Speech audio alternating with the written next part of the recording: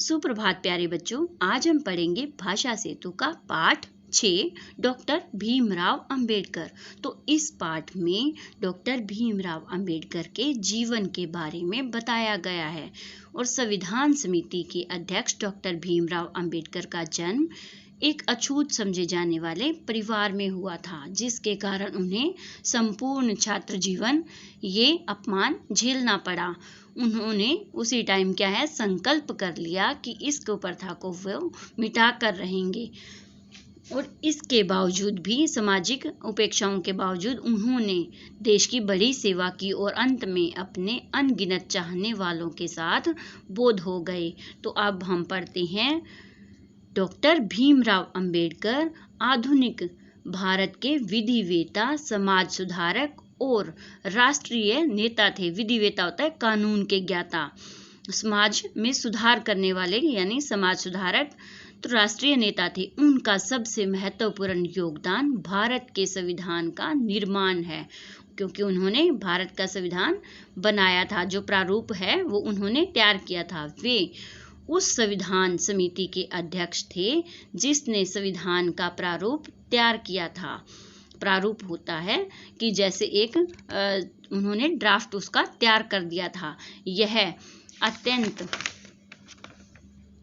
जो रूपरेखा बनाई उन्होंने तो वो तैयार की, यह अत्यंत महत्वपूर्ण कार्य था।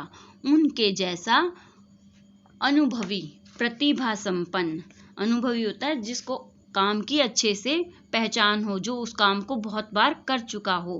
प्रतिभा संपन्न होता है कि बुद्धि का धनी और एवं योग्य व्यक्ति ही इस कार्य को सफलतापूर्वक कर सकता था। डॉक्टर भीमराव अंबेडकर का जन्म 14 अप्रैल 1891 को महू, मध्य प्रदेश का एक गांव है, में हुआ था। उनके बचपन का नाम भीम सकपाल था। उनके पिताजी रामजी मोला स्कूल में प्रधानाध्यापक थे। घर का वातावरण धार्मिक था, यानी धार्मिक जैसे पाठ पूजा में विश्वास रखते थे और परिवार पर कबीरपंथी, जो कबीर जी हैं, उनके विचारों का प्रभाव जो है उनके परिवार पर था। जो भी वो धार्मिक कार्य करते थे वो उसी के प्रभाव से करते थे। जैसे उनके विचारों पर प्रभाव यानी असर था, कबीरपंथी विचारों का असर था। बालक भीम को विद्यार्थी जीवन से ही छुआछूत के कटु अनुभव होने लगे। कटु यानी कठोर, कड़वे अनुभव होने लगे, क्योंकि उन्हें उनका जन्म एक अछूत समझे जाने वाले परिवार में हुआ था, जिसके कारण लोग उनको छूना भी पसंद नहीं करते थे। और जो जैसे पहले ऊंच नीच जाति का भेदभाव होता था, तो फिर जो ऊंची समझी जाने वाली जातियां थी वो नीचे जो जाति थी उनको हीन समझते थे, भी उन्हें अपने से कमजोर समझते थे। एक बार की बात है, बालक भीम भयंकर वर्षा से बचने के लिए एक मकान के बरामदे में खड़ा था। स्वर्ण यानी उच्च जाति का मकान मालिक को जब बालक की जाति का पता चला तो उसने बालक को बस्ते सहित, मतलब उनके साथ बस्ता भी उनके ऊपर टंगा हुआ था, बस्ते सहित बरसात के कीचड़ सने पानी में धकेल दिया।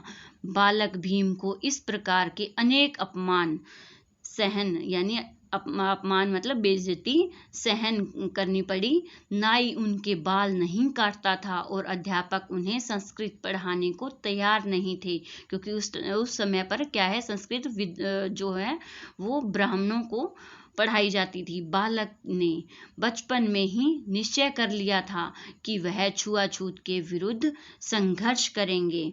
संघर्ष यानी टक्कर लेंगे, उसका विद्रोह करेंगे, विरोध करेंगे। भीमराव मेधावी छात्र थे। मेधावी यानी पढ़ने लिखने में तेज थे।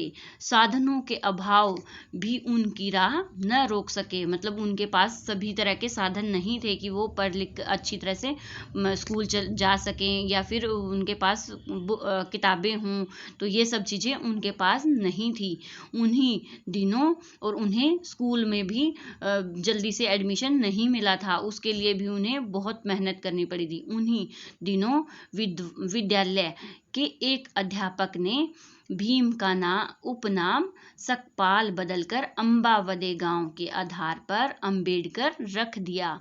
भीमराव अंबेडकर ने बीए की परीक्षा उत्तीर्ण की यानी पास की। अध्ययन के लिए पढ़ने लिखने के लिए, अध्ययन मतलब पढ़ने लिखने के लिए अन्य कोई साधन नहीं था। तभी बड़ौदा रियासत की ओर से कुछ योग्य छात्रों को विदेश जाकर अध्ययन के लिए छात्रवृत्ति देने की घोषणा, यानी जो स्कॉलरशिप होती है, वजीफा होता है, वो देने की घोषणा की गई। अंबेडकर को भी इस शर्त पर छात्रवृत्ति मिल गई, उनको वजीफा मिल गया कि 10 साल तक रियासत की सेवा करनी पड़ेगी। वे 1913 से 1917 तक अमेरिका और इंग्लैंड में रहकर अध्ययन करते रहे, यानी पढ़ाई करते रहे। उन्हें वहां पीएचडी की उपाधि मिली। छात्रवृत्ति के शर्त के अनुसार डॉक्टर अंबेडकर को वापस आने पर बड़ौदा रियासत की सेवा करनी थी। महाराज ने उन्हें अपने सैनिक सचिव के पद पर नियुक्त यानी तैनात किया। महाराजा का आदेश था कि स्टेशन पर उनका स्वागत किया जाए, क्योंकि उन्होंने उन्हें पढ़ने के लिए भेजा था, है ना, वजीफा देकर।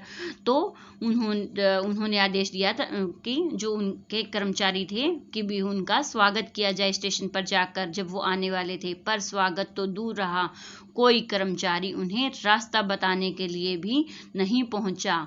उनके अछूत होने की सूचना पहले ही पहुंच चुकी थी। किसी होटल में ठहरने के लिए उन्हें स्थान नहीं मिला। अंत में उन्होंने एक पारसी सराय में शरण ली। जिस समय सराय के मालिक को उनकी जाति का पता चला, मतलब सराय के पारसी जो सराय में शरण तो मिल गई, लेकिन जैसे ही उनको जाति का पता चला, फिर उन्होंने क्या किया, उसने भी डॉक्टर अंबेडकर को बाहर निकाल दिया। हिंदू या मुसलमान कोई भी उन्हें स्थान देने को तैयार ना था। देखो, जात पात के भेदभाव के कारण एक बच्चे ने कितना कुछ झेला।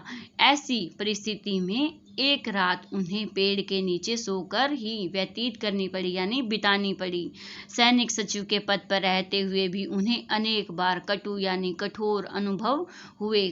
कोई ना कोई कुछ ना कुछ बोल जाता था, तो उनको कठोर अनुभव हुए। अंततः उन्होंने यह पद छोड़ दिया और मुंबई आकर एक विद्यालय में अध्यापन कार्य करने लगे, यानी पढ़ाने का कार्य करने लगे। बाद में वे वकालत का पेशा अपनाकर दलित वर्ग को छुआछूत के विरुद्ध संगठित करने के काम में जुट गए। यानी कि जो दलित वर्ग था, जो अछूत समझे जाने वाले परिवार थे, उनको क्या है, उस वर्ग को उन्होंने इकट्ठा करना शुरू कर दिया। उन्होंने अपना पूरा जीवन इस वर्ग में जागृति उत्पन्न करने और उसे अपने पैरों पर खड़ा करने में लगा दिया। मतलब वो लोग ऐसे अछूत ना समझे जाएं, इस तरह से बार बार बेइज्जत ना हों, तो इस वर्ग को जागृति उत्पन्न करने में उन्होंने अपना पूरा जीवन लगा दिया। भारत के स्वतंत्र होने तक डॉक्टर अंबेडकर अपनी विद्वता,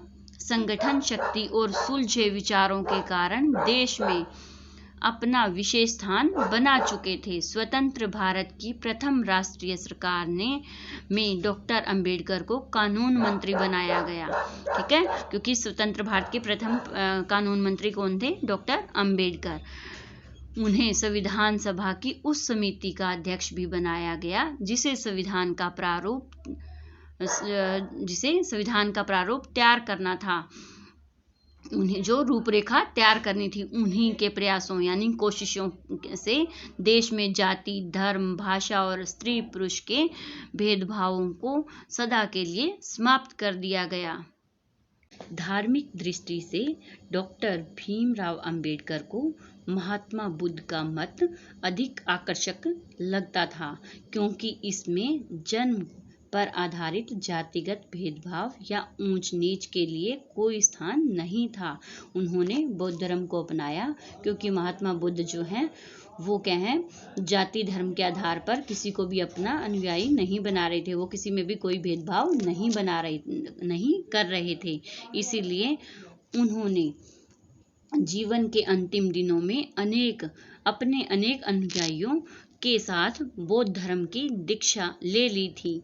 6 दिसंबर 1956 को नई दिल्ली में उनका देहांत हो गया।